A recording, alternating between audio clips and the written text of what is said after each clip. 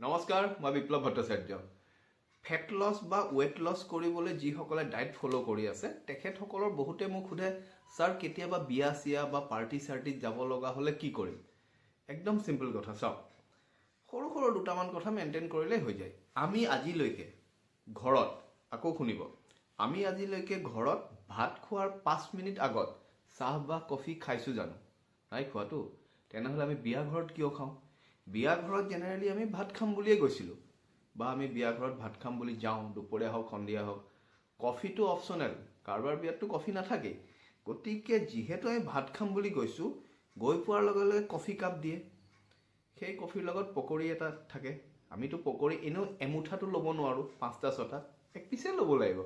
সেই এক পিচ পকৰি নাখালেও হ'লহেঁতেন, বা সেই কফি কাপ নাখালেও হ'লহেঁতেন। কিহৰ কাৰণে? সেই কফিত চেনি থাকে, যিহেতু আমি তেল চেনি ময়দা খাবলৈ মানা কৰা হয়। সেই কফি কাপ শেষ হোৱাৰ লগে লগে ভাত খাবলৈ মাতিয়ে দিয়ে। গতিকে যিহেতু আমি ঘৰত আজিলৈকে ভাত খোৱাৰ 5 মিনিট আগত কফি বা চাহ খোৱা নাই, আমি বিয়া ঘৰত কিয় খাওঁ? সেইটো এটা সৰু কথা। সেই বস্তুটো আমি ধুনীয়াকৈ এভইড কৰিব পাৰোঁ। এতিয়া ভিতৰত ভাতৰ লগত জেনেৰেলি আজিকালি বুফে থাকে, নাথাকিলেও ভাতৰ লগত এগাল ভাজি তৰকাৰী থাকে, কেইবাটাও আইটেম, 10টামান আইটেমটো থাকেই। প্ৰথমতে চালাডখিনি থাকিল, তাৰপিছত চিপছ থাকিলে, কিবা কিবি, কোনোবাই বাদাম চাদাম, ফ্ৰেঞ্চ ফ্ৰাই তেনেকৈ থাকে, কিবা কিবি থাকে আৰু। ড্ৰাই ফ্ৰাই এটা থাকিব, বেঙেনাৰ বৰ বা কিবা। তাৰপিছতে মিক্স ভাজি থাকে, তাৰপিছত পনীৰ থাকে, মাছ মাংস থাকে।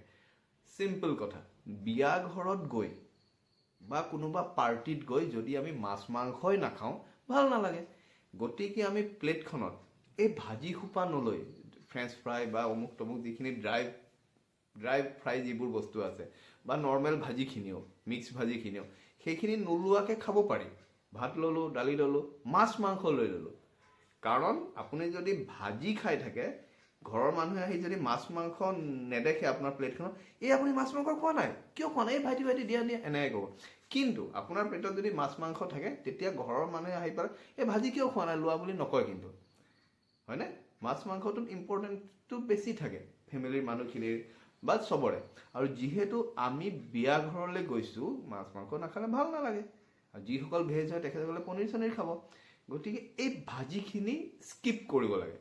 যিহেতু আমি তেলেই নাখাওঁ, কিন্তু বিয়া ঘৰত গৈ আমি নোখোৱাকৈ আহিব নোৱাৰোঁ। গতিকে এনেকুৱা কেইটামান বস্তু খাম যিটো নাখালে নহয়, বুজি পাইছেনে? কাৰণ আমি ছ'চাইটিটো মেইনটেইন কৰি ৰাখিবলৈ মানুহৰ লগত বহি খাব লাগিব। গতিকে তেনেকুৱা কথা, সেইকেইটা সৰু সৰু কথা। গতিকে সেইখিনি মেইনটেইন কৰিব ইচ্ছা কৰিব লাগিব। আৰু লগতে যিটো মিঠাইৰ বাতি থাকে, সেইটো নাচালেই হ'ল। চিম্পল কথা আৰু। গতিকে এইখিনি কৰিবলৈ আমি পাৰিম। কেতিয়া পাৰিম? যেতিয়া আমি ঘৰত মেইনটেইন কৰিম। আমাৰ মানুহে ঘৰতে মেইনটেইন নকৰে। কেতিয়াবা বিয়াত গ'লে কি কৰিম বুলি সোধে। ভাই, প্ৰথম ঘৰত মেইনটেইন কৰি লওক। ঘৰত যেতিয়া মানুহে ষ্ট্ৰিক্টলি ফ'ল' কৰিব, তেতিয়া বাহিৰৰ প্ৰগ্ৰেমবোৰত অট'মেটিকেলি ফ'ল' হৈ যাব। দিয়ক, এইখিনিয়ে কথা। ধন্যবাদ।